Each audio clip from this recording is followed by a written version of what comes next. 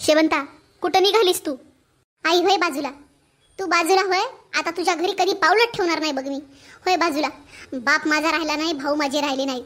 भाऊजया कोण कोणाच्या? हां शेवंता, तुझी माय जोपर्यंत जिवंत आहे ना तोपर्यंत तुला काही कोणाशी भ्यायची गरज नाही बघ.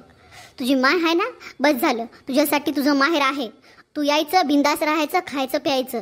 आणि यांच्या म्हणण्यानुसार तुझा टिक काय? हां तुझी माय आहे ना, तू बस इथं, जाऊ नको बघ.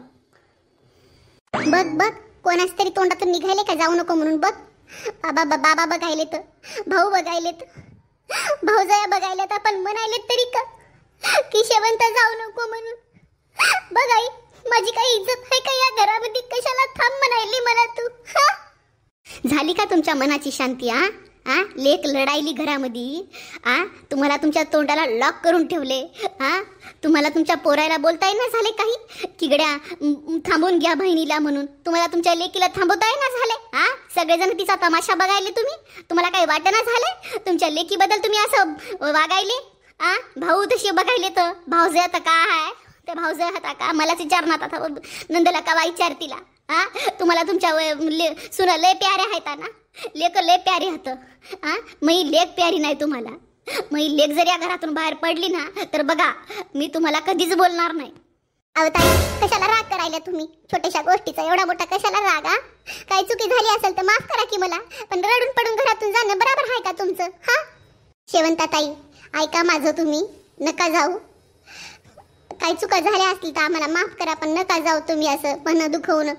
आईचं मन दुखायलंय, बाबाचं दुखणार, तुमच्या भावाचे दुखणार. आमचं थोडीच आम्ही का खुश राहणार? आम्ही का खुश राहणार आहोत की काय? आमच्या मनाला वाईट वाटतंय. सगळं झालं की तुमच्या मनासारखं केलं की हो. आता काय राहिले? छोट्या छोट्या गोष्टीला जर धरून बसल्या तर भांडणं राहतील का बरं? होतच राहतील की किती बी. तुम्ही फक्त जरा विचार करा की कोणत्या गोष्टीसाठी चुकलो आम्ही तुमच्यासाठी. आईला कोणतं काम करू देत नाही, काही नाही. एखाद्या वेळेस त्याच्या मनात आलं तर तेच करतात. आम्ही कोणतं द्यायला कोणतं कामायला हवत नाही, काही नाही. तुम्हाला यायला हवत नाही. छोट्या छोट्या गोष्टीला रागावून गेल्या तर तुमच्या मनाला शांती भेटणार नाही आणि आम्हालाही सुकून भेटणार नाही. नका जाऊ ताई, नका जाऊ. शेवंता काहाचा राग करायली तू? तुझ्यापेक्षा मोठा आहे मी. जर काही बोललो बी असेल तर एवढा राग करायचा असते का भावाचा? त्या लेकराच्या मनावर काय विचार पडेल बघ बरं. ते लेकरू कसं बघायलंय रागामध्ये. त्याला बोलता येत नाही म्हणून जास्त काय झालं? त्याला मनातून सगळं कळतंय. तू कशाला राग करायली भावाचा आणि भावजयाचा? तुला कोणी का असं आगाव काही बोललं नाही, काही लय मोठ्यानं बोललं नाही, काही नाही. जरासा राग आला ते बोललो, बाकी काय बोललो तुला? एवढा राग करू नको शेवंता. राह गप उग. भांडणं करून जाण्यात काय अर्थ नाही. तू तिकडं जाशील, तुझ्या जीवाला वाईट वाटेल. भाऊ असे होतं, मायबापा असे होतं, भावजया अशा होता. आम्हालाही चांगलं वाटणार नाही की बापा बहीण घरातून रडत रडत गेली म्हणून. असं करू नको तू. राह गप उग. काय तुला अजून काय तुला तुझ्या मनासारखं काय करायचं ते सांग बापा. मी दोघीलाही सांगतो, मात्र तू रडत रडत घराच्या बाहेर जाऊ नको गड्या. बघ शेवंताताई, काय जे राग असेल ना तर ते मनातून काढून टाक आधी. तू सगळ्यात आधी तुझं गर्भत हे आहे, नेहमी राहणार बघ. पण रडू नको तू या घरामध्ये. रडत रडत जाऊ बी नको. तू इथं राह. तुला काय लागते ते सांग आम्ही. आणि भाऊजी येणार होता उद्या. भाऊजी आल्याच्या नंतर आपण बाहेर कुठेतरी फिरायला जाऊ. आणि परवा दिवशी दसरा बी आहे.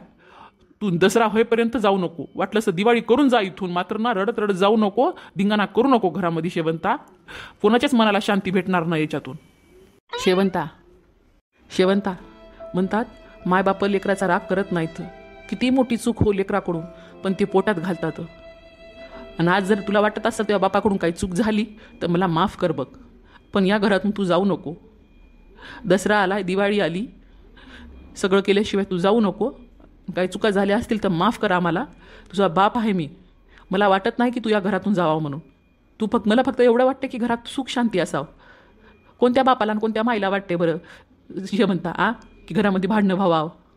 कोणाला वाटत नाही ग. तू अशी रडून पडून जाशील, माझ्या मनाला शांती भेटेल काय सांग बरं? पोटची लेक माझ्या तू असं रडत पडत जाशील. माझी नात आहे. जावई काय विचार करतील? तुला चांगलं वाटायला का मला एवढं सांग फक्त. नको जाऊ शेवंता. राग करू नको तू. तुझं घर आहे ना हे. तुझ्या मायबापाचं घर तुझं आहे. कोणी काही जरी बोललं तर तुझं आहे. आणि असं काय ग, तू विचार कर की तुझ्या भावजया तुझ्यासाठी खरंच चांगल्या आहेत बरं का. कधी कोणत्या गोष्टीसाठी वादविवाद करत नाहीत. कोणत्या गोष्टीसाठी कधी काही बोलत नाहीत. भाऊही बोलत नाहीत. अगं दुसऱ्याच्या घरामध्ये नंदचं चालूच देत नाहीत ग.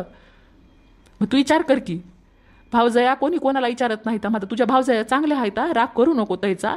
काही चुका होत असतील तर विचार ना, बोल ना त्याला सरळ सरळ. आम्हाला सांग ना काय होत असेल तर. पण मग छोट्या छोट्या गोष्टीवर टोमणे मारणं, भांडणं करणं चांगलं आहे का? मला सांग बरं शेवंता. बाबा बाबा मला माफ करा, चुकी झाली माझ्याकडून. आई मी जरा जास्तच बोलले वहिनीला. भाऊ दादा तुम्ही पण मला माफ करा. मोठ्या वहिनी लहान्या वहिनी माफ करा, मला चुकी झाली माझ्याकडनं. असं बोलायला नको होतं.